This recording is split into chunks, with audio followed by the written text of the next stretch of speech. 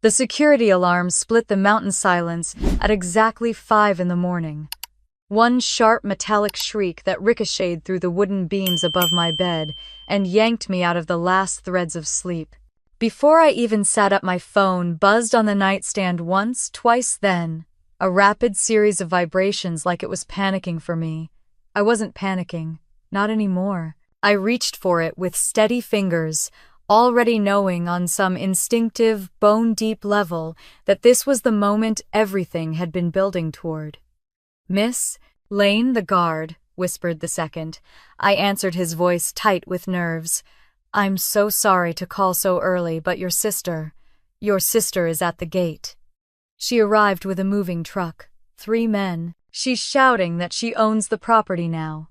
Through the security camera feed on my phone, I saw her, Sloane, hair perfect, coat expensive, rage simmering beneath practiced confidence. She slammed her fist against my front door and yelled, "Get out now, Harper. This place is mine." Instead of fear, calm rolled through me like a slow, warm tide. I set my coffee cup down on the table beside me, the porcelain making a soft click that somehow grounded me in the chaos. "Let her in," I told the guard. He hesitated, confused. "Let her in," I repeated quietly, eyes still on the screen. "She's about to find out what I did yesterday." The line went silent. Outside, my sister threw her weight against the door again, and I rose from bed without rushing, pulling my robe around my waist as the dawn bled pale light through the trees. It was time. I walked across the cabin floor, the wooden boards creaking under my bare feet. The cold air carried the scent of pine and last night's embers from the fireplace. It was a peaceful morning, had been anyway, before Sloane decided to arrive with an audience and a stack of lies she thought would crush me. I paused by the window, peeking through the curtain. The moving truck angled across my driveway like a threat. The 3 hired movers stood awkwardly near the porch, exchanging uncertain glances as Sloane barked orders. She was waving papers in the air, documents I'd already seen, already analyzed, already disproven. Documents she thought would put me in the ground. I tapped my tablet awake and brought up the full security feed. Every angle of the cabin flickered to life: the porch, the hallway, the living room, the office door. Technology had become my shield these past months, though Sloane didn't know that yet. She didn't know anything really, not about who I'd contacted, not about the evidence I'd gathered, not about the legal trap she was standing in the center of. The guard's voice replayed in my head. "She says she owns the property now. Of course she did." I tied my robe tighter, exhaling slowly as I watched her through the camera. She looked exactly as she always had, polished, perfect, and certain the world existed to hand her whatever she desired. That certainty had been there since childhood. It had been reinforced by our parents again and again: Sloane as the achiever, the heir, the golden child. Me as the burden, the afterthought, the girl who became a mother too young and a single mother too soon. "Harper," she yelled through the door, her voice shrill enough to cut through the walls. "Stop hiding. You signed everything over?" My lips curved, not quite a smile, more like disbelief at how far she'd taken this performance. I moved through the cabin slowly, deliberately, not hiding, not afraid, just waiting. The cabin itself was a protective cocoon of warm wood and the faint smell of lavender from last night's bath. It looked nothing like the unstable, chaotic place Sloane had painted in her stories around town. She had told anyone who'd listen that I couldn't keep up with the property, that I was overwhelmed, forgetful, unstable. Her lies had slithered through the community like wildfire, turning warm smiles into pitying glances. But the truth lived here, in the way everything was clean, organized, lovingly maintained, in the way Ellie's drawings still hung on the fridge, in the way the morning light caught the edge of the dining table I'd refinished myself. I checked the porch camera again. Sloane paced back and forth, hair swinging like an impatient metronome. She turned to the movers, voice clipped. "The homeowner agreed to vacate. We're here to start. Just open the door." One of the movers scratched his head. "Ma'am, we can't break in." This doesn't feel right. Sloane spun on him with a fury I knew too well. She's incompetent. She's struggling. She signed everything over. Do your job. I zoomed in on her face, the anger twisting her features into something feral. The camera caught it all, every snarl, every threat, every false claim. Perfect evidence. My phone buzzed with a text. Marin Pierce. Remember, do not engage until law enforcement arrives. Let her talk. Let her hang herself. I breathed in deeply. This whole morning, the entire nightmare unfolding on my porch, was the final chapter of a story that started months ago, long before Sloane stole a key, forged my name, or whispered lies into the ears of anyone who'd listen. It started when she walked into this cabin months earlier and looked around like it was already hers. It started when our parents told her she deserved something nice after her promotion. It started when my ex-husband Evan began showing up with 2 sweet smiles and too many questions about my finances.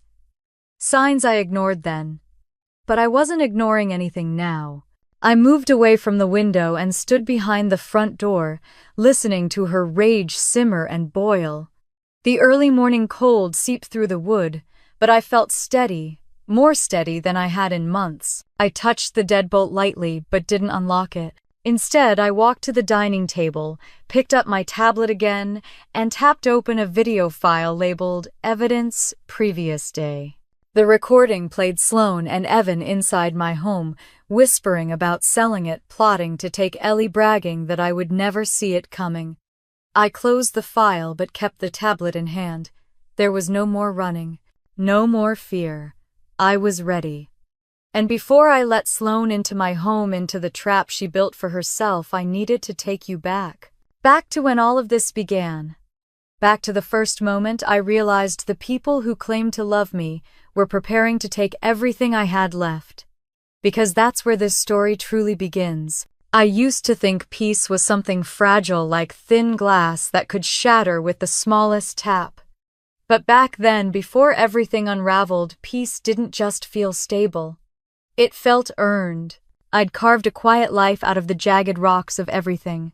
I'd survived the single motherhood, the divorce, the years of scraping by the subtle family judgments that cut deeper than outright cruelty ever could. The cabin was my retreat, a small place tucked into the Montana mountains, overlooking pines that whispered with every shift of wind. I bought it 3 years after leaving Evan, when Ellie was still a toddler and I was learning how to breathe again. It wasn't large, 2 bedrooms, a kitchen with windows that filled with sunlight every morning, a living room with a stone fireplace that crackled like an old friend. But it was mine. For the first time, something was truly mine. Our days were simple then. I'd wake early, make coffee, sit on the porch wrapped in a blanket while Ellie slept inside, her tiny breaths fogging the bedroom window. When she woke, she'd crawl onto my lap, wide-eyed and warm, asking if she could feed the birds. We spent afternoons hiking, drawing, baking banana bread that never lasted more than a day. Life wasn't glamorous, but it was full, quiet laughter, safety, and the feeling that Ellie and I were finally building a world without fear. Of course, Sloane never understood that kind of peace. My sister lived in Denver in a waterfront condo with floor-to-ceiling windows she bragged about every chance she got. She worked in corporate finance and had a knack for entering a room like she owned it. Our parents worshipped her, the golden child, the woman with the high salary, the perfectly highlighted hair, the boyfriend who looked good in every photo. Next to her, I had always been the problem child, the girl who got pregnant at 20, the one who divorced young, the one who needed help even when I didn't. When I bought the cabin, my mother's first response wasn't joy. It was suspicion. How could you possibly afford something like that? Harper, did Evan help you? I told her no. He hadn't. He never had. It was the result of 3 jobs, 6 years of savings, and the settlement I earned in the divorce, after proving he'd drained our accounts to fund his own side projects. My father's response was worse. It's irresponsible, he said.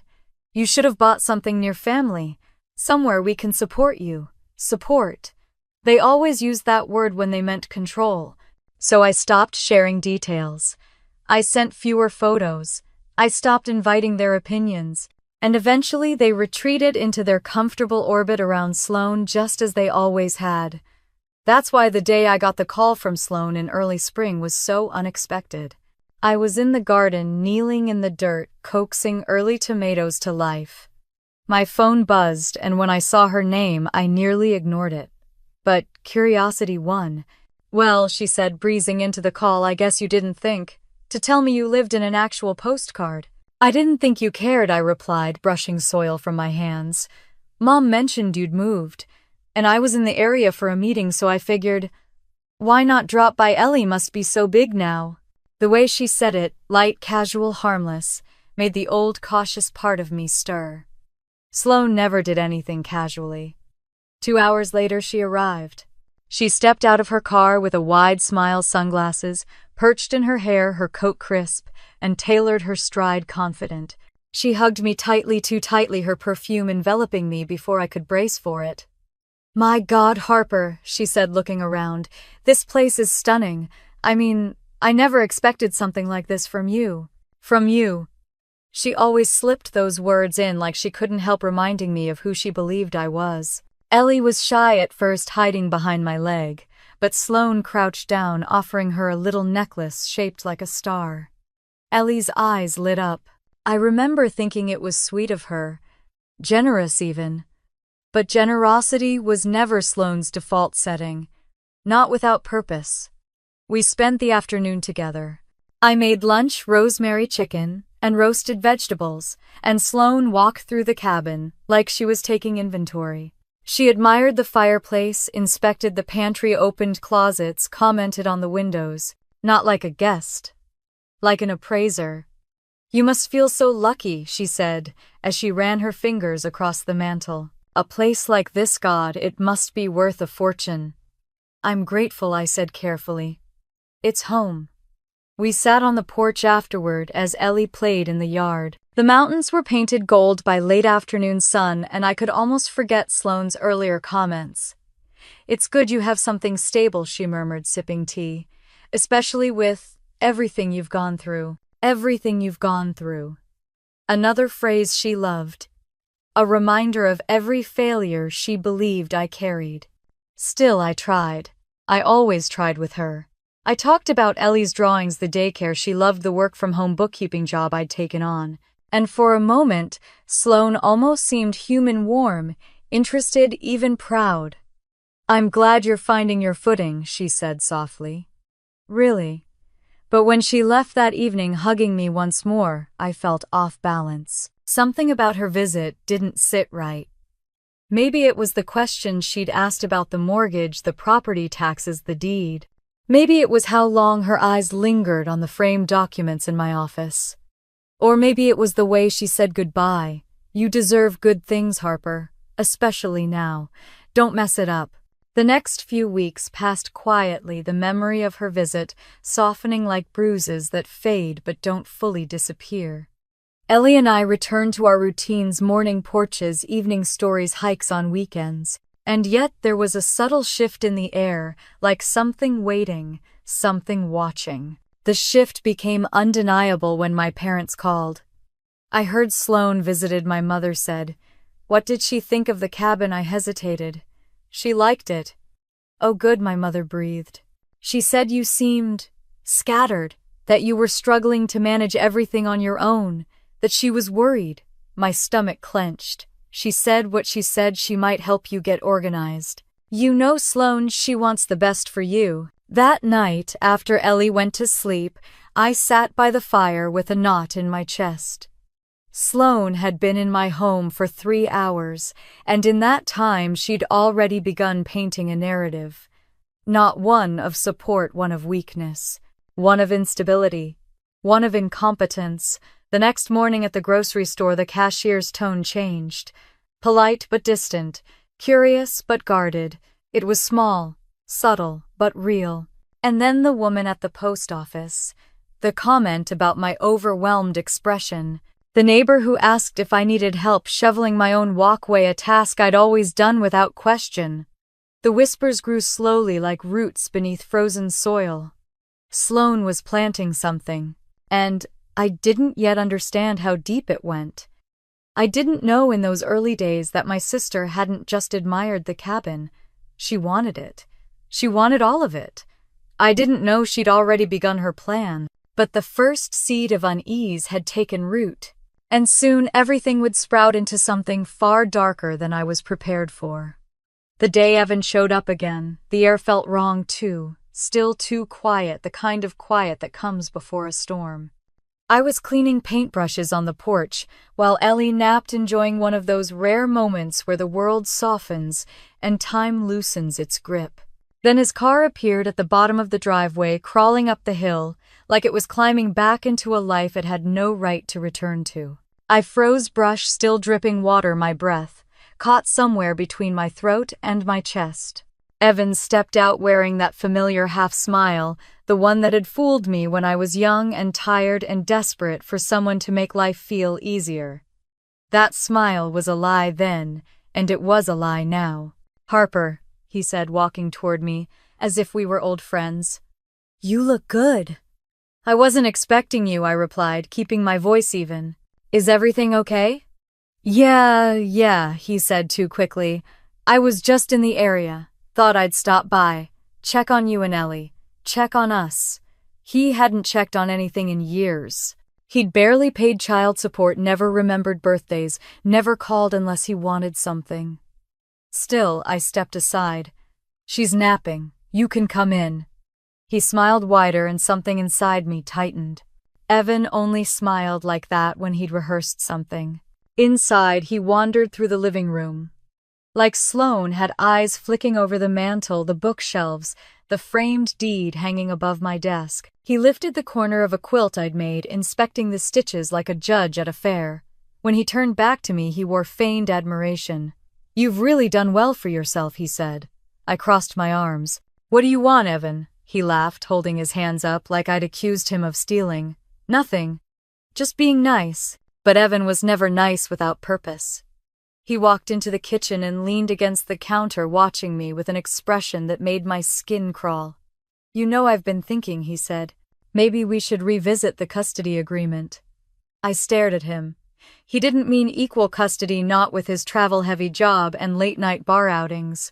No, this was something else. "You have barely seen her this year," I said quietly. "I know," he said, shrugging. "But maybe it's time I take on more responsibility. Ellie deserves stability." I let out a slow, controlled breath. "She has stability." "Does she?" His eyes flicked purposely toward the living room, toward the scattered toys, the half-folded blanket, the unopened mail on the table. And then it hit me like a punch. This wasn't about Ellie. This was about the cabin.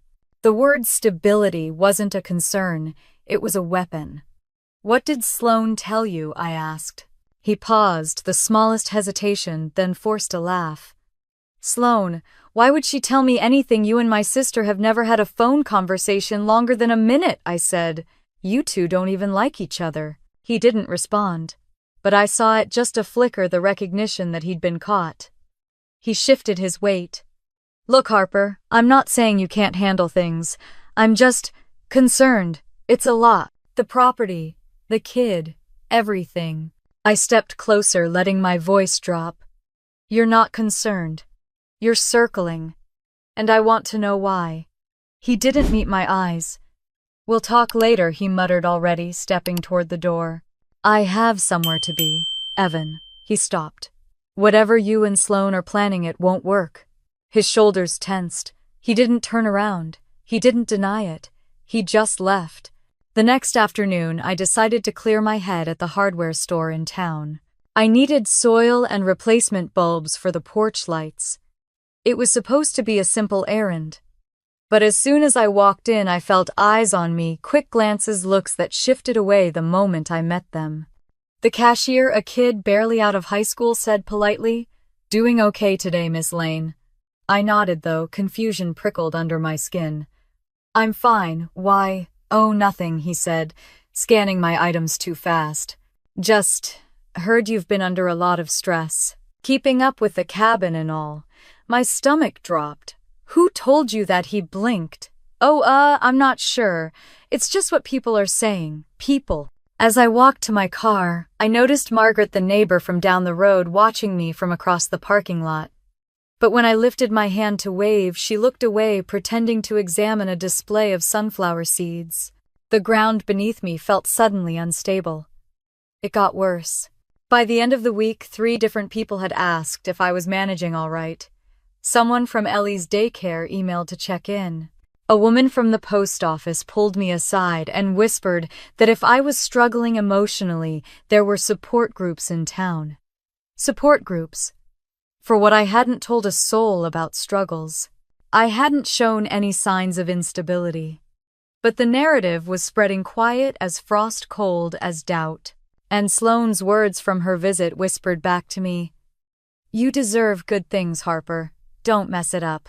That night, after Ellie fell asleep, I sat at the dining table surrounded by bills, statements, receipts, neatly organized in the way my mind always operated. There were no missed payments, no overdue notices, no signs of the chaos Sloane and Evan were implying. So why did everyone think otherwise? I replayed the moments with Sloane in my head, her fingers trailing over shelves, her lingering glances at the deed, the questions she asked about taxes and upkeep. She hadn't come to admire my life. She'd come to assess it. And Evan's sudden reappearance wasn't a coincidence. Then the moment that made everything click hard and fast. While taking the trash out, I saw something glinting between the garbage bins. A piece of paper half buried in old leaves. I picked it up. A printed listing for my cabin. Estimated value obscenely high. Enough to change someone's life. But it wasn't the listing that made my hands shake. It was the note at the bottom. Sloane's handwriting. Need appraisal. Ask Evan about custody leverage. My throat closed. Custody leverage. They weren't just trying to take my home. They were preparing to take my daughter. I sank onto the porch steps, cold biting through my clothes. My mind raced. Flashes of conversations looked small inconsistencies. The way Evan inspected the house like he was imagining ownership. The way Sloane probed my finances. The growing whispers in town. The sudden concern from strangers. They were building a case, painting me as unstable, setting the stage for intervention. And that's when the fear transformed slowly, then all at once, into anger. Pure hot anger. Not loud, not frantic. Focused. Steady. A part of me I thought had died during the divorce rose quietly inside my chest. A part that remembered I'd survived worse. A part that remembered I wasn't weak, not then, not now. I stood up, went inside, locked every door, and pulled out my laptop. If Sloane and Evan were building a case, I would build something stronger. Evidence, security, strategy, war. I didn't know the full extent of what they were plotting yet, but I knew they had begun something they couldn't control. And I knew one more thing with absolute clarity: I was going to find out exactly what they were planning. Before they found a way to take everything from me, I didn't sleep the night I found Sloane's handwritten note. I lay there staring at the ceiling, replaying every conversation, every strange comment, every lingering glance she'd cast around my home. Evan's sudden reappearance, the whispers in town, the way people looked at me like I was unraveling in front of them. By dawn, my chest felt hollow, my eyes burned, and something inside me had hardened into resolve. When Ellie woke, I forced a smile, made pancakes, braided her hair, and sent her to daycare with an extra hug. But the moment her bus pulled away, I grabbed my keys and drove straight to the county recorder's office. If Sloane and Evan were planning something, it would show up in the one place they couldn't hide from bureaucracy. The county building was small, old brick, with a clock tower that chimed every hour. Inside, everything smelled like paper and printer toner. A clerk with silver glasses glanced up from her desk. "Can I help you?" "Yes," I said, swallowing past the knot in my throat. "I'd like to check recent filings for my property." "What kind of filings?" "Any," I said. "All.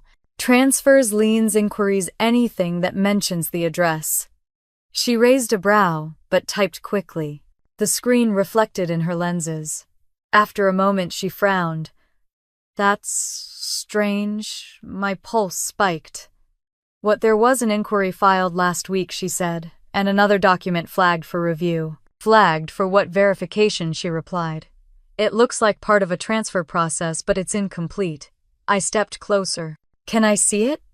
I can't show you the full file, she said apologetically, but I can tell you the name listed on the inquiry. Her voice dropped into a whisper. Sloan Lane.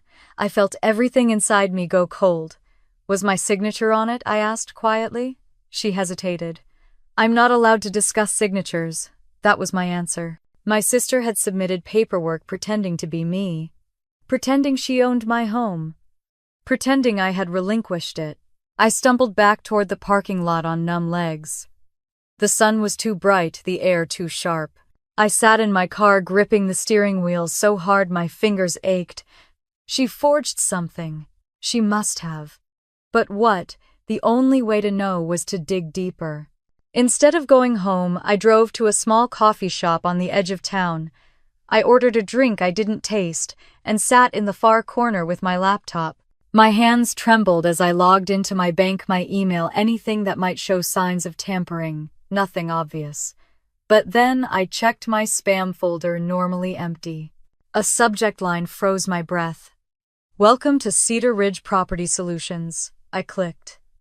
Inside was a standard welcome packet thanking Harper Lane for beginning the process of estate consolidation and property transition. My heart slammed against my ribs. Estate consolidation, property transition.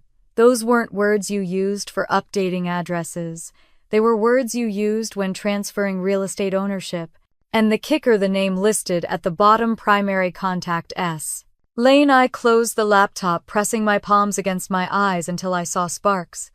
For a long moment, I just sat there, chest shaking, the reality settling like sand, drowning a foundation. Sloan wasn't planning. She had already begun. I left the cafe in a daze, the world blurred at the edges. I don't even remember driving home, only the moment I walked into the living room and saw the cabin with new eyes. My sanctuary. My safe place. My little girl's home. They were trying to steal it. I sat at the kitchen table for nearly an hour trying to slow my breathing. I needed proof. More than blurry lines and suspicious filings. I needed undeniable evidence of what they were doing. The chance arrived sooner than I expected. That evening, while Ellie colored on the floor, my phone buzzed with a text from Sloan. Going to be near your area tomorrow. Thought I'd stop by. Need to check on you. Things seemed messy last time. Messy. I stared at the word like it was a threat. I typed back, sure, come, anytime. If she wanted to snoop again, I'd let her. But this time I'd be ready. The next morning I dropped Ellie off early and hurried home. I swept through the cabin, noting every drawer, every piece of paper, every folder. I placed a small audio recorder inside my office, hidden behind a stack of binders. Another went behind the lamp in the living room. They were cheap devices, nothing fancy but clear enough if she said anything incriminating. At 9:47, her car crunched up the gravel drive. I forced myself to breathe normally.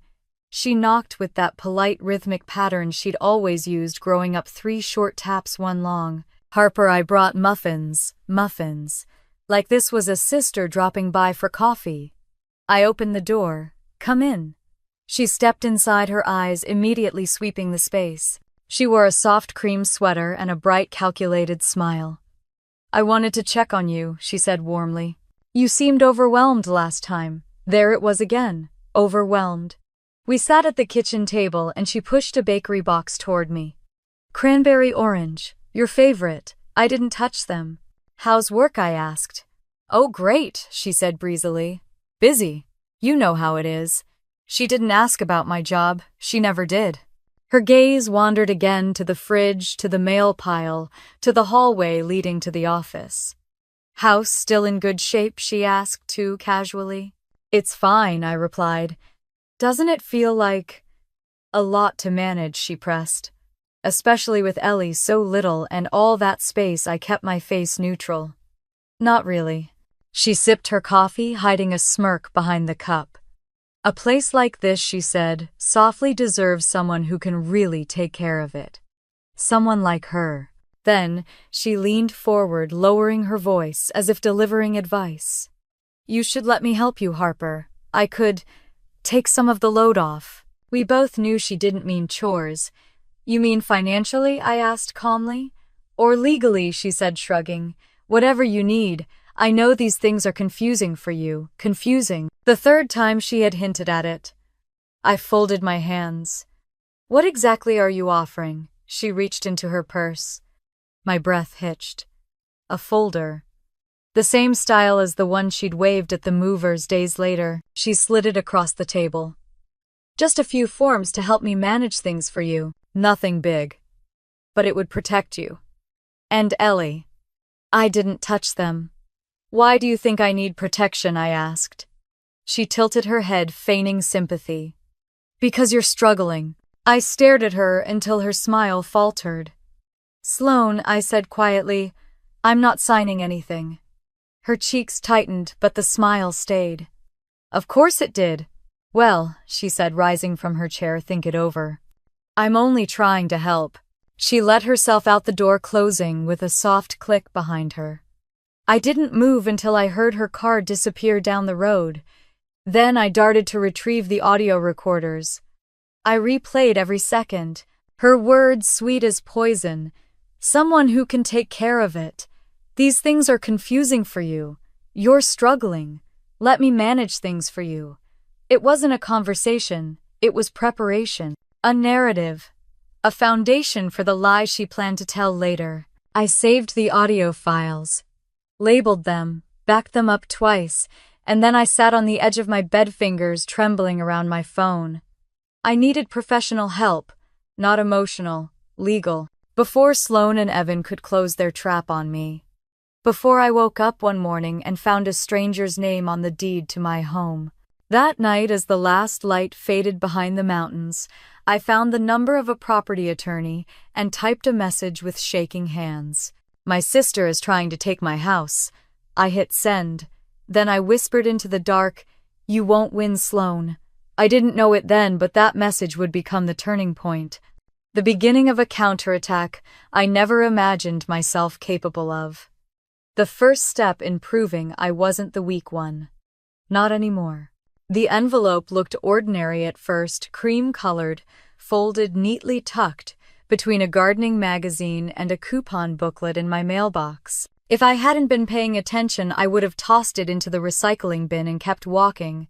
But something about the weight of it, the thickness, the way my name was printed, formal, centered, almost official, made my fingers tense. I carried it back into the cabin, dropped my keys on the counter, and slid my thumb beneath the seal. The moment I opened it, a cold rush moved through me, like a winter draft. Harper Sloane Holdings, LLC, the letter began. My vision blurred for a second. LLC. Holdings. Sloane's name fused with mine. I flipped through the papers, 6 pages, all printed in the same sterile corporate font.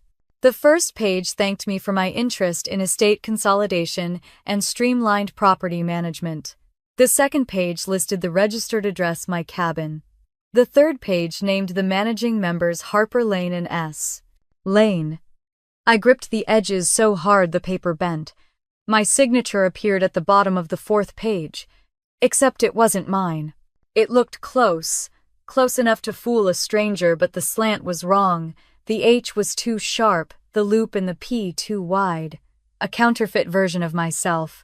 Someone had signed for me. Someone had filed this. Someone had created a company with my name on it. And that someone was my sister. I stumbled backward until I hit the kitchen island, the breath knocked out of me.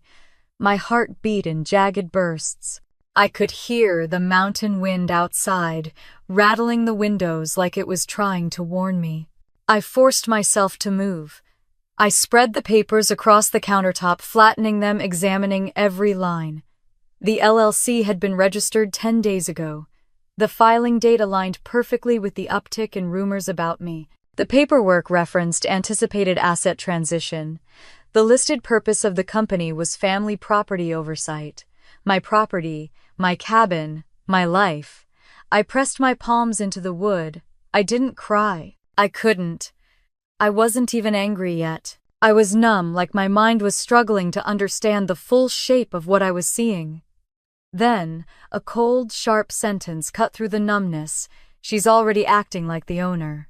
I opened my laptop, logged into the county recorder's website, and searched my address. The results loaded. My stomach turned. Status pending transfer. Document under review. I leaned closer, reading and rereading the text, as if the words might rearrange themselves into something sane. Pending transfer. Under review. Someone had tried to move my property into an LLC without me, behind my back, using a signature that wasn't mine. My fingers hovered over the keyboard as the truth assembled itself piece by piece. Sloane hadn't been planting seeds. She'd been executing a plan. I clicked deeper into the filing details. The submitted by field listed Authorized Representative S. Lane. Of course it did.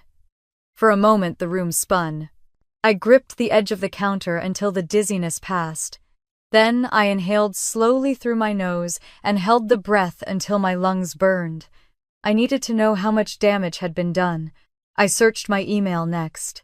Nothing from the county. Nothing from any notary. But when I opened my spam folder, usually empty, I found it. A welcome message from a property management firm I'd never contacted. Thank you for beginning your transition process. Transition. That word again. Over and over. The attached packet included onboarding instructions, instructions for future asset reporting, and worst of all, a scanned copy of the authorization form.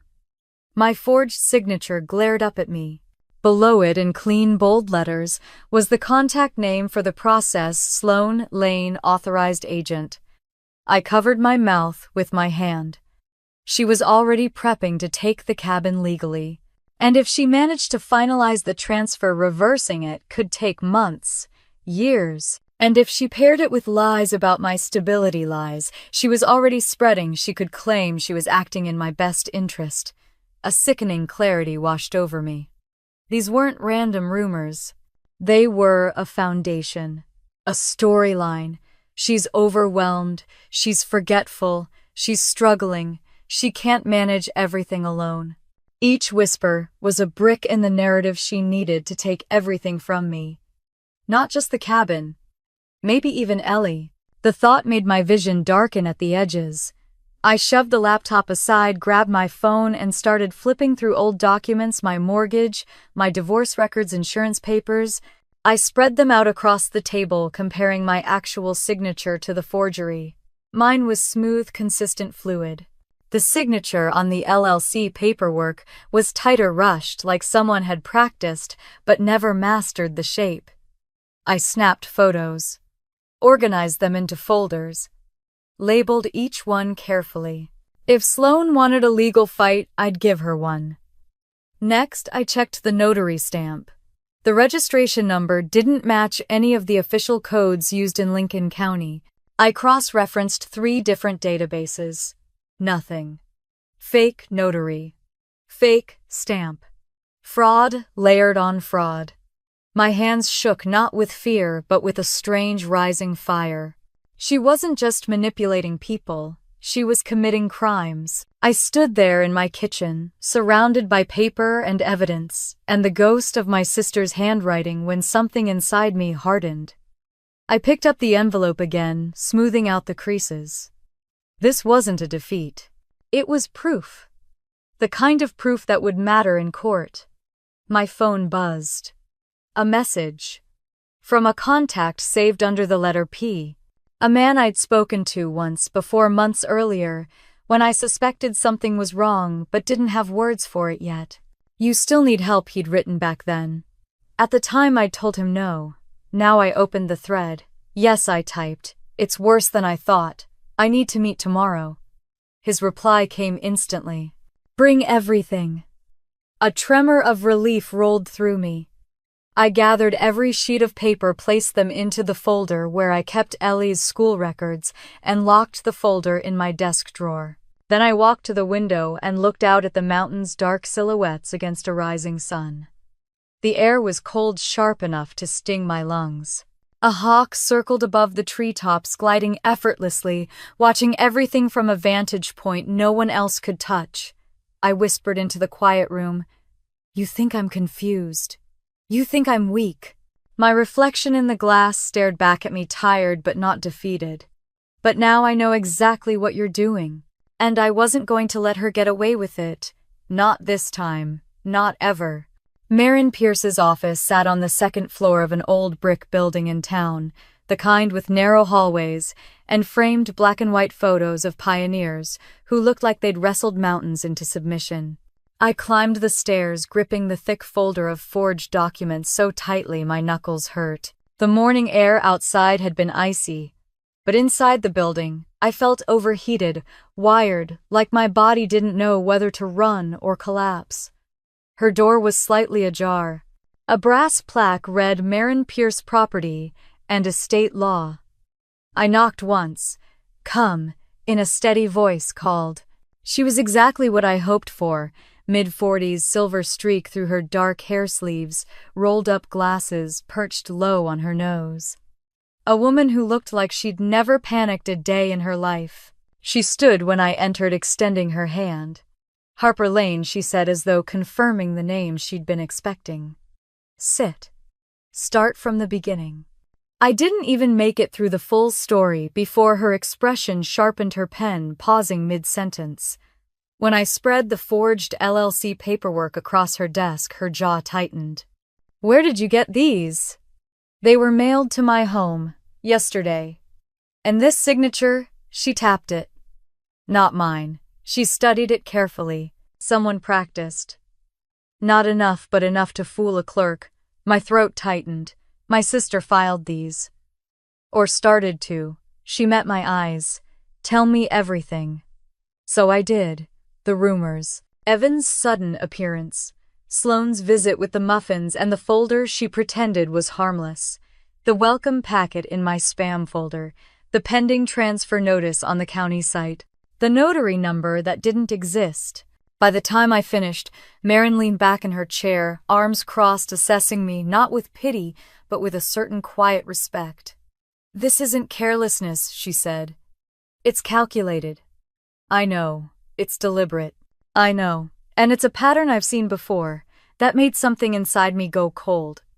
"What do you mean people target family members?" she said calmly. "Especially women. Especially single mothers. Especially those who built something they didn't expect you to build."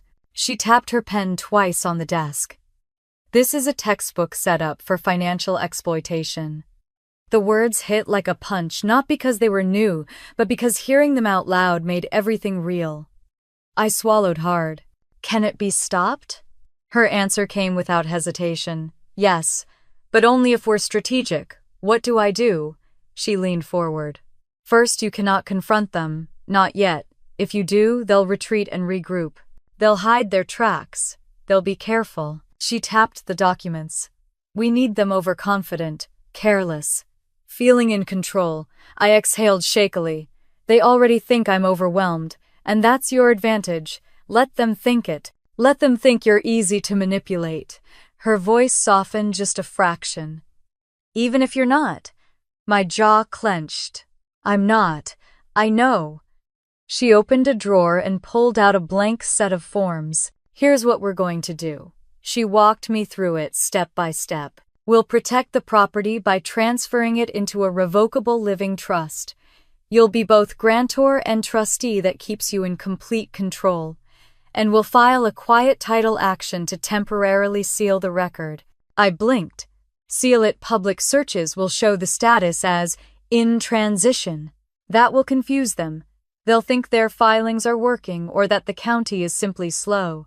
They won't realize your cabin is legally untouchable." A breath I didn't realize I'd been holding finally left my lungs. "And if they try to submit more forged documents, they'll fail." Marin's eyes sharpened. "That's the second part. We gather evidence. Every text. Every visit. Every rumor. Every forged signature. And especially she pointed at the LLC page, this fake notary seal. It's felony-level fraud. My pulse thudded. You're sure? I'm certain. She made a few quick notes, her pen moving fast. I'll also run a search for the notary name. If the person denies witnessing this, we have confirmation of forgery. And if someone created the stamp intentionally, that's a criminal accomplice. My head spun, but my resolve solidified. What about recording them? I asked quietly. Do it. She nodded. Montana is a one-party consent state. You can legally record any conversation you're part of. Install discrete cameras and audio in key areas: living room, kitchen, porch. If they bring more paperwork, let them talk. Let them reveal themselves. I nodded slowly. So, I pretend to cooperate. You stall, she corrected. You need time. If they think you're resisting, they'll escalate faster. If they think you're hesitant, stressed, confused, they'll relax. And when they relax, they'll make mistakes. I sat there staring at the papers on her desk. The forged signature, the brazen lies, the cold confidence behind each stroke of ink. I hadn't realized until that moment that I'd been holding myself together with sheer instinct. Now that someone else finally saw the truth, the adrenaline drained out of me all at once. My hands trembled against my lap. Marin noticed. Harper, she said gently, you're not failing. You're being targeted. My eyes stung. It was the first kind thing anyone had said to me in months. I just want to keep my home, I whispered. For me, for Ellie. And you will, she said with absolute certainty. But you have to trust this process. I nodded, wiping my face quickly. Marin slid a legal pad toward me. Here's your checklist. Install cameras today. Keep written logs. Screen record everything from the county site. Save every text and voicemail. Don't sign anything, even if they pressure you. I wrote each instruction down. And Harper, I looked up. Don't let them see you as a threat. Fear will make them sloppy. Sloppy makes them traceable. A spark of something fierce lit in my chest. Yes, I said quietly. I understand. We spent the next hour reviewing potential scenarios, what Sloan might try, how Evan might intervene, how far they could legally push before crossing criminal lines. Every hypothetical made my stomach twist, but Marin had an answer for each one. By the time I left the office, the folder in my hands felt lighter, not because the situation was any less terrifying, but because I finally had armor, a plan, a path forward. Outside, the wind cut across my face, sharp and cold. The mountains loomed in the distance, solid and unmoving. I walked across the parking lot, slowly breathing deeply, letting the air clear the ache in my chest. Before getting into my car, I checked my phone. A new message from Sloan. Thinking of stopping by again soon. Let me know if you need anything. Need. As if she wasn't trying to dismantle everything I'd built. I typed back exactly what Marin would want me to type. Actually, maybe. Let's talk soon. Her reply came instantly. Perfect. I'll come tomorrow. I locked my phone and slid behind the wheel, gripping the steering wheel as the engine started. Tomorrow. My sister thought she was walking into a house full of weakness. But tonight I'd be installing cameras. Tomorrow I'd let her talk. And soon, very soon, she'd realize she hadn't been setting a trap for me. She'd been walking straight into mine. By the time I pulled into the driveway, the late afternoon light had shifted into that soft golden haze that makes the mountains look like a painting. I stepped out of the car with the folder of legal instructions in one hand and a quiet storm brewing in my chest. Everything Marin had told me pulsed through my mind. Stall record document. Observe. Let them believe I was crumbling. Let them believe they were close. I walked into the cabin and locked the door behind me. For a moment I stood still, listening to the familiar creaks of the wood, the low hum of the heater, the wind brushing against the siding. This home had carried me through heartbreak, through Ellie's first steps, through lonely winters and timid triumphs. And now it was going to carry me through battle. I placed the folder on the kitchen table and began unpacking the box of mini cameras I'd bought earlier. They were small, matte black, silent, barely bigger than a matchbox. 6 of them. Enough to cover every angle they'd try to exploit. The first went in the living room tucked into the shadowed corner of a bookshelf. I checked the feed on my tablet. Crisp, wide angle, audio clean. The second went above the kitchen cabinets angled toward the table, where Sloane always hovered like she owned the place. The third in the hallway catching the approach to the office, the room she always tried to peek into. The fourth on the porch, just beneath the eaves, silent and sharp-eyed. 2 more for good measure, because if I'd learned anything from them, it was that people like Sloane always had another angle. By the time I finished, the tablet displayed a mosaic of rooms I'd never seen from these angles before. It felt strange, like watching my own life from the outside. But it also felt like clarity, like stepping into truth after months of shadows. I opened a fresh notebook and wrote at the top case timeline. Below it, I began listing everything: Sloane's visit with muffins, Evan showing up, unannounced rumors in town, false concern from neighbors, suspicious daycare, inquiry, LLC creation, forged signature, pending transfer, fake notary stamp, handwriting sharpened with each entry. The fog that had clung to me for months lifted, replaced with something colder and stronger. I was building a record, a truth, a defense. I was also building something else, an offense. Around 6:30, headlights flashed up the driveway. My breath caught. It wasn't Sloane. It was Evan. He parked crookedly, engine idling for a long moment before he crawled out with that performative concern he wore like cologne. I met him on the porch before he could knock. "What are you doing here?" He looked startled, then tried to recover. "Just checking in. Wanted to see how you and Ellie are doing." My voice softened, exactly as Marin had told me. "It's been a lot," I said, letting my shoulders droop. "I'm tired." His eyes lit up almost imperceptibly. Predators glow when they smell weakness. "I figured," he said, gently stepping closer. "That's why I came. I wanted to help." Help how he glanced past me into the cabin. "Just support Harper. This place is beautiful, but it's a lot for you to manage alone. I've been thinking maybe I should take a bigger role. With Ellie, with decisions." My stomach tightened, but my expression stayed soft. "That's thoughtful," I murmured. "I just don't know what to do." He nodded sympathetically, like he was comforting a sick patient. "You're handling so much. Maybe too much." He tried the office doorknob without looking at it, casual, smooth, practiced. The camera caught every second. I felt heat crawl up my spine, but I didn't react. "I'm sorry," I whispered. "I just feel overwhelmed." His smile sharpened. "It's okay.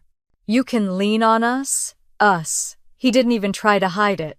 Sloane had her claws in him, or maybe he'd put himself in her hands willingly. After a minute of empty reassurances and faux sympathy, he squeezed my shoulder and left. His taillights vanished down the hill, leaving only darkness behind. I walked straight to the tablet and played back the footage. There he was, trying the doorknob, glancing around like he was memorizing the layout, whispering under his breath. Almost done. Almost done. With what, my jaw clenched. I recorded the clip, saved it, backed it up twice, and sent it to Marin, with one sentence: "He's involved." She replied instantly. "Good, keep recording. They'll push harder." I didn't know whether to laugh or cry. I did neither.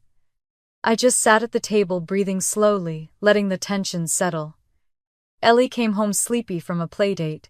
She tugged at my robe and whispered, "Mommy, why did Aunt Sloane say we might live somewhere else soon?" My breath hitched. She said that. Ellie nodded, eyes wide.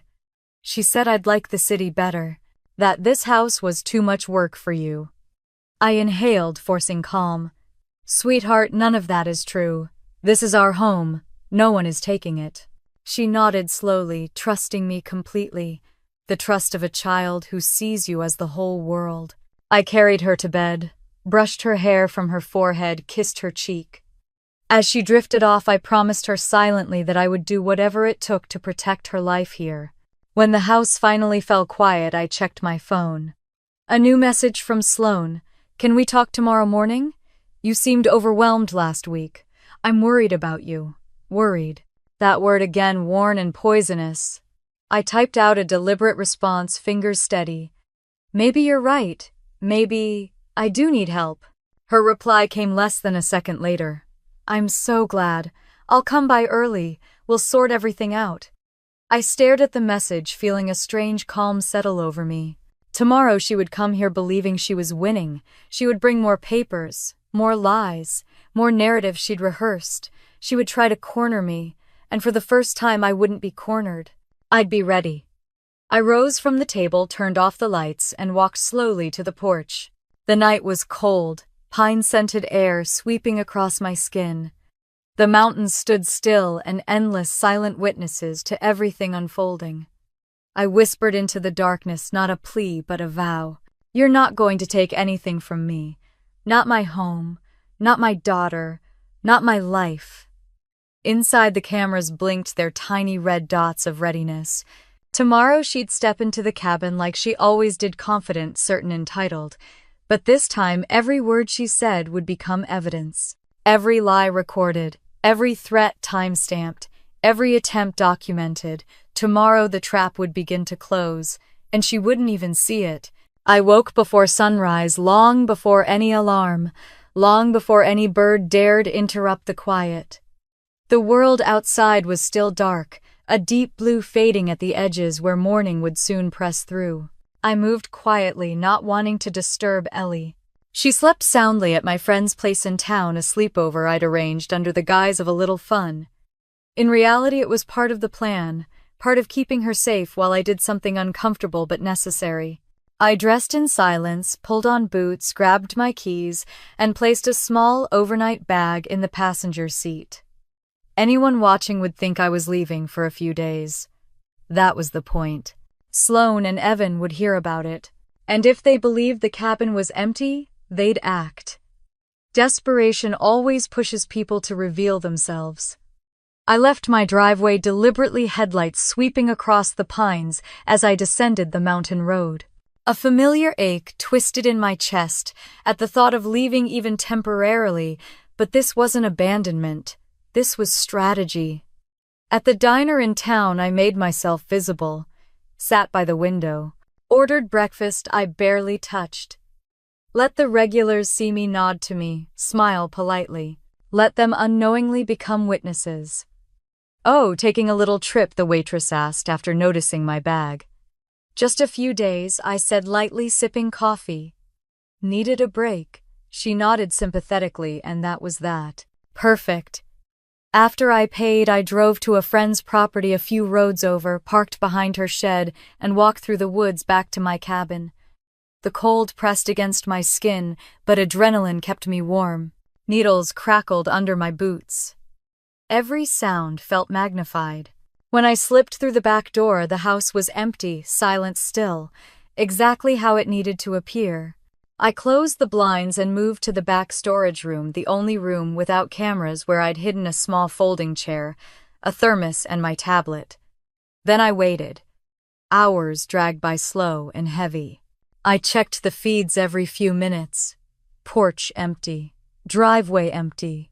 The wind picked up rattling branches like impatient fingers tapping on glass. Around 2 in the afternoon, the motion alert pinged. My heart thudded. I tapped the screen. A car was turning into the driveway. Sloane's SUV. Right behind her, Evan's car. I felt a sharp electric jolt, not fear, but a chilling confirmation. I adjusted the volume and leaned closer to the tablet, pulse steadying into something cold and controlled. They climbed out quickly, moving with purpose. Sloane in a long coat, hair pulled back tight. Evan with a manila folder tucked under his arm. They spoke quietly, too quietly, but the cameras caught enough. "You're sure she's gone?" Evan whispered. "She told half the town she was taking a trip," Sloane snapped. "This is our chance." My stomach twisted, but I stayed perfectly still. Sloane approached the porch, glancing around like a thief checking for witnesses. Then she reached into her coat pocket and pulled out a key. My key, the duplicate she must have stolen weeks ago. She tried the lock. The knob didn't turn. Her jaw clenched. I'd changed it after Marin's advice. She must have switched the locks, Evan hissed. "What now?" Sloane glared at the door, then motioned toward the garden shed. Evan jogged over, knelt by the fake rock where my spare used to be, and lifted it. "Nothing. She moved it," he groaned. "Then check the windows," Sloane snapped. "We're not leaving without going inside." I paced silently inside, my tiny hiding space fingers gripping the tablet. Every muscle in my body was tense, but I'd prepared for this. I knew they'd try to get in, and they'd find a way. After circling the cabin, Sloane returned to the front door and pulled out a small metal lockbox. When she opened it, the camera caught the gleam of another spare key, another one she'd stolen. She slid it into the lock and turned. The door opened. I exhaled slowly, watching them step inside. Sloane entered first, her heels tapping across my wooden floor, her eyes sweeping the cabin with satisfaction. "Empty," she murmured. "Good, finally." Evan followed, flipping on lights like he owned the place. "Let's get what we need." The living room camera captured their faces perfectly as they moved through the space without hesitation. No fear, no guilt, just entitlement. Sloane picked up a framed photo of Ellie and me from the mantel. She studied it with a strange mix of contempt and victory before setting it face down. "She should have just signed the paperwork," she muttered. "Would have been easier for everyone." Evan wandered into the kitchen, opening drawers, cabinets, the pantry. "Once the papers go through, we'll list it immediately. Property like this, we could get 7 figures. Easy. 7 figures." They were talking about my daughter's home like it was a scratched-off lottery ticket. Sloane opened my mail, flipping through envelopes. "She still pays the utility bills. Cute considering she won't be living here much longer." My nails dug into my palms. Then came the moment I prayed they'd reveal it, slipped out of Sloane's mouth without hesitation. "And once the cabin is in the LLC, she won't have any legal standing. Evan, your custody petition will go smoothly." Custody petition. The words made my blood run cold. Before I could process that, Evan pulled a document from his jacket. "I have the draft ready. It paints her as overwhelmed and emotionally unstable." Exactly what everyone's been saying. What everyone's been saying. The rumors. The concerned looks. The whispered questions. This was how they'd orchestrated it. Sloane smirked. Judges always side with stability. A single mother drowning in responsibilities, she'll fold. My breath stilled in my chest. They weren't just trying to take my home, they were trying to take Ellie. Sloane walked toward the office door, testing the knob. Locked. She stepped back, irritated. "She hides everything, but we'll get what we need." Evan pulled out his phone, snapping photos of every room, zooming in on shelves, documents, anything that could fit their narrative. "Good," Sloane said. "This proves we were here legally. She gave us access." I nearly laughed aloud, dark disbelieving. Legally, with stolen keys. Then the sentence that sealed everything. "Tomorrow," Sloane said, straightening her coat. "We start the process. She won't see it coming. She would see it coming." In fact, I was watching it unfold in real time. Evan checked one last drawer. "Let's go. We have what we need." They left as arrogantly as they'd arrived, turning off none of the lights, leaving the cabin feeling tainted and foreign. Sloane locked the door behind her, returning the stolen key to her coat like it was a trophy. As their cars rolled down the driveway, disappearing into the dusk, the silence returned. I stayed frozen for several minutes. Not afraid, not shocked, just burning with a quiet, controlled fury. Finally, I stepped out of the storage room and into the living room. I replayed the footage again and again, capturing each incriminating detail, saving files, backing them up on the cloud, emailing them to Marin with the subject line "They broke in." Her reply was immediate. "Do not confront. I'm contacting the sheriff.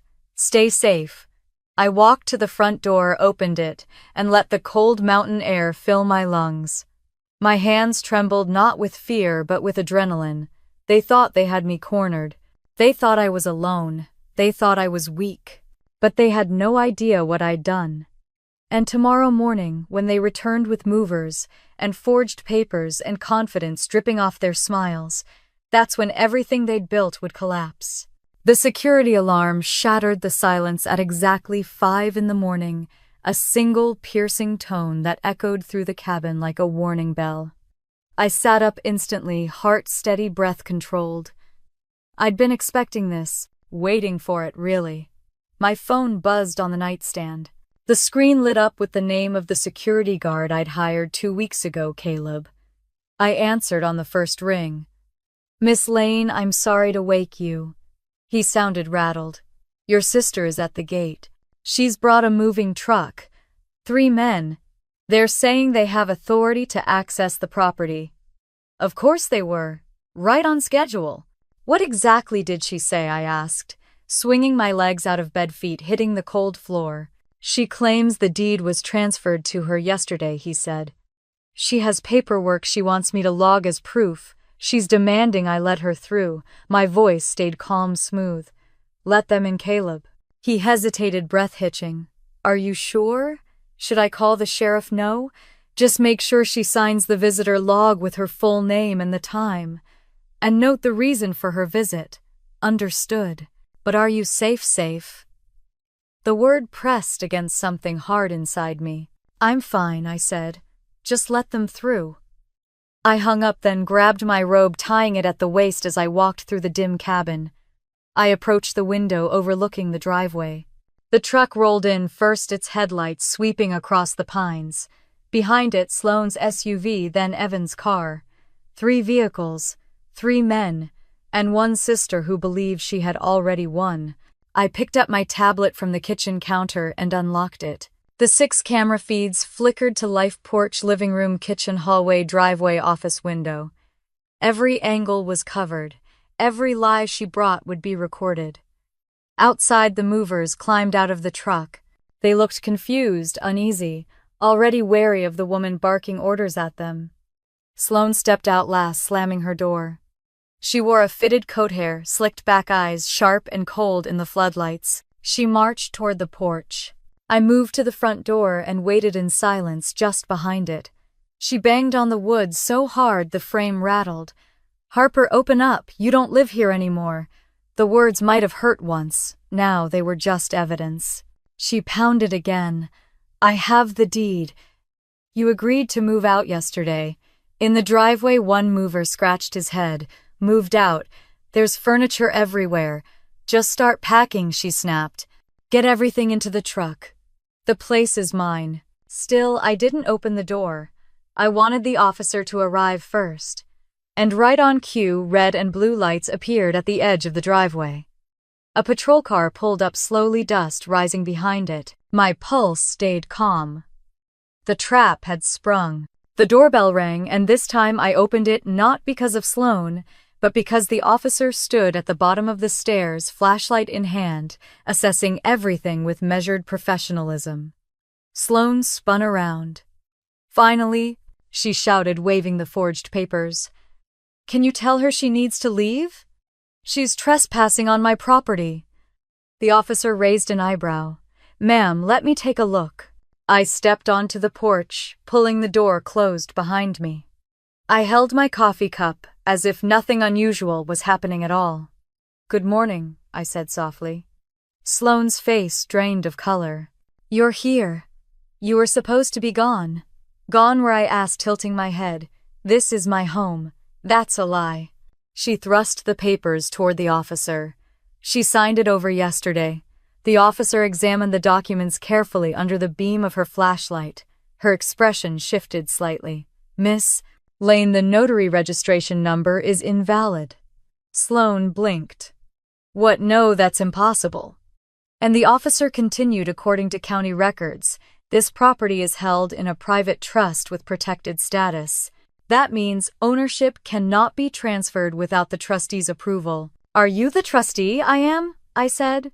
Sloane stared, stunned. No, this must be some sort of mistake." Another patrol car pulled in behind the first. The second officer approached the porch. "We received a report of suspected fraud and unauthorized entry." Evan stepped forward, fast palms raised. "We were invited here. Harper asked us to help. She's overwhelmed. She gave us keys." "I didn't give anyone keys," I replied. The officer nodded. We have video of Miss Sloane Lane using a key to enter the residence 3 days ago while the homeowner was absent. That did it. One of the movers muttered, "Oh hell," and backed toward the truck. Sloane turned on me, eyes wild. You recorded me? You set me up. No, I said quietly. You set yourself up. I just didn't stop you. The officer held up the papers again. Miss Lane, you're in possession of forged legal documents, a fraudulent notary stamp, and you are trespassing. I'm going to need you to step aside. Sloane's voice cracked. No, you don't understand, she's unstable. Everyone knows it. I was helping her. The officer didn't blink. We'll sort that out at the station. Evan tried again, desperation creeping in. She's lying. She's manipulating you. She can't handle this place alone. I sipped my coffee calmly.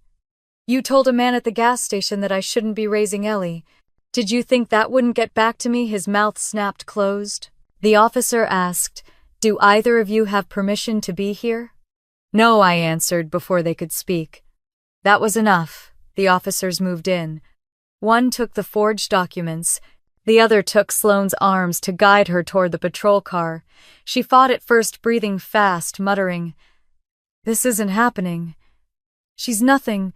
She doesn't deserve, but she went. Evan wasn't arrested, not yet, but the officer told him to leave the property immediately. His face twisted with rage and embarrassment. This isn't over, he hissed. It is, I said. You just don't know it yet. He drove off without another word. The movers apologized profusely and left without touching a single thing. Finally, the driveway was empty. Quiet again, peace slipping back into the morning like a gentle tide. The lead officer approached me. We'll need statements later today. But from what we've seen, you handled this exactly right. You recorded everything, yes. Good. It'll help the prosecutor. After she drove away, I stood alone on the porch for a long moment. The sun had begun to rise over the ridge, filling the sky with pale gold and soft pink. My hands shook now, not from fear, but from the release of holding everything inside for so long. I stepped inside the cabin, closed the door softly, and leaned against it. The house was warm, familiar, safe. Not stolen, not taken. Still mine. My phone buzzed. A text from Marin. It's done. They won't get another chance. Call me when you can. I sank into a chair, breath shaking out of me at last. They had tried to steal my home. They had tried to paint me as unstable. They had tried to take my daughter. They had worked together, confident in their deception. And this morning they discovered just how wrong they were. Because yesterday I'd done the one thing they never expected. I'd taken all my power back. Daniel showed up around 10 in the morning, gravel crunching beneath his tires, as he pulled into the driveway with a kind of urgency I'd never seen from him before. I watched from the porch, arms folded, coffee cooling in my hands. His face was tense as he climbed out of the car, confused, pale, already bracing himself for something he didn't want to hear. He hadn't even closed his door before blurting, Harper, what happened? The sheriff's office called me. They said Sloane was detained. Evan, too. What is going on? His voice cracked on her name. He still believed she was the image she always sold him. Compassionate, supportive, loyal. He didn't know the woman behind the mask. Not yet. I stepped back into the cabin, holding the door open. Come in, Daniel. We need to talk. He hesitated for a heartbeat, then followed me inside. The moment he stepped into the living room, his eyes swept across the space lights. Still on from the early chaos, a blanket half tossed on the couch, the faint smell of adrenaline in the air. He turned slowly, his baffled expression tightening. Harper, what am I supposed to think? They said Sloane tried to break in, that she had forged documents. He said the word forged like it hurt him to even imagine it. I gestured toward the kitchen table where my folder lay open like a wound. Sit, I said gently. I'll show you. He sat stiffly, hands clasped, knuckles white. I pulled the first sheet from the folder, the LLC registration with my forged signature, and placed it in front of him. He stared at it. What is this, the company your sister created? With my name on it. Without my consent. That can't be right, he whispered. She wouldn't do that. She did. He looked up at me, eyes searching, begging me to give him another explanation. Something easier. Something that didn't unravel the woman he thought he knew. She told me she was helping you, he said. She said you were drowning up here. That the stress, that Ellie. It was too much. I swallowed a bitter lump in my throat. She wanted custody, Daniel. Of Ellie. She and Evan planned it together. The words hit him like a physical blow. He flinched. No, she wouldn't. I opened the next file, the county recorder screen capture showing a pending transfer. Then the fake notary stamp. Then the forged deed. His breath stuttered. He ran a hand through his hair, fingers trembling. This isn't real, he muttered. This can't be happening. I didn't interrupt. I let him see it, sit with it, feel it. Finally, I opened the tablet and played the footage from the day before. Him trying the office door, her rummaging through my home, him whispering almost done, Sloane saying, once the cabin is in the LLC, she can't stop us. And then the worst part, once she loses the house, Evan's custody petition will go through. I watched the exact moment the truth cracked him open. His jaw slackened, his shoulders caved inward. His entire body seemed to fold under the weight of betrayal. That can't be her voice, he whispered. Tell me someone edited that. Tell me it's her, I said softly.